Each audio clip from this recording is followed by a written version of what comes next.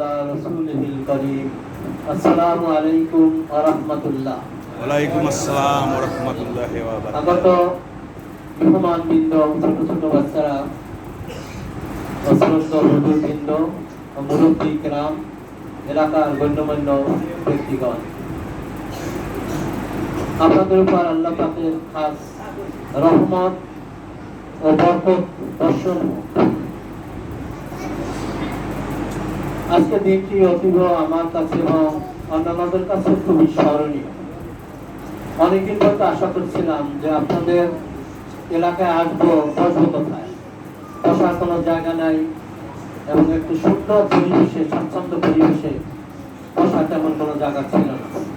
একটা ভগ্ন স্তূপ বিল্ডিং ছিল, তার ভিতরে মানুষ বসলে অনেক দুর্ঘটনা ঘটার সম্ভাবনা ছিল।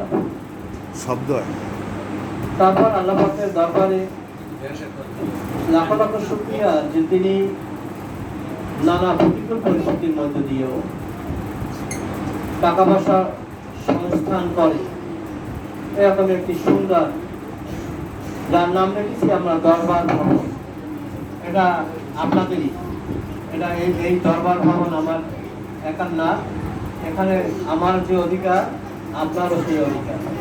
আপনার দুজন মেহমান আসলে এখানে বসতে পারবেন, বিবাহ শাদী ফাংশন যে কোনো কিছুতে এখানে এই দরজা খোলা। অনেক স্মৃতি, আপনারা অনেক আমার চেয়ে বেশি ভালো জানেন। আমি বিভিন্ন কারণে দেশে আসতাম।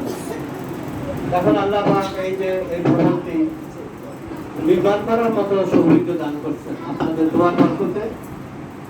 সেজন্য এখন মাঝে মাঝে হয়তো আসা পড়বে, আপনাদের সঙ্গে দেখা হবে। ইতিমধ্যে আমি অনেক মানুষকে হারিয়েছি যারা আমার অত্যন্ত প্রিয় পাত্র ছিল, তারা কখনো চলে গেছে, তাদের সঙ্গে আর কখনো দেখা হবে না। আর নূতন নূতন মুখ হয়েছে, তারা আমাদের চেনে না বা নাম শুনছে। এখন হয়তো আল্লাহ বেঁচে রাখলে মাঝে মাঝে আমরা এখানে আসবো, মিলিত হব। ইতিমধ্যে অনেক ধর্মপ্রচার ও বিক্ষোভ হচ্ছে।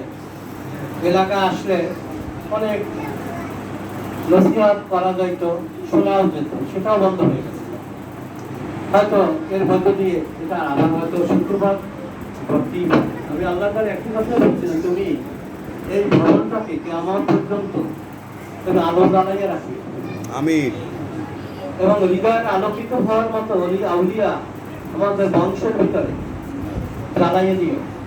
এবং এখানে আসলে মানুষ যেন হেদায়েত নিয়ে এই জমিনে পাড়া দেওয়ার সাথে সাথে যেন হেদায়েতের আলো উজ্জ্বল কলম দিয়ে যেতে পারি। আমিন। এই দোয়াটা সবাই করবে। আর কথা বাড়িয়ে নয়, সবাই আমার জন্য দোয়া করবেন, আমিও দোয়া করি।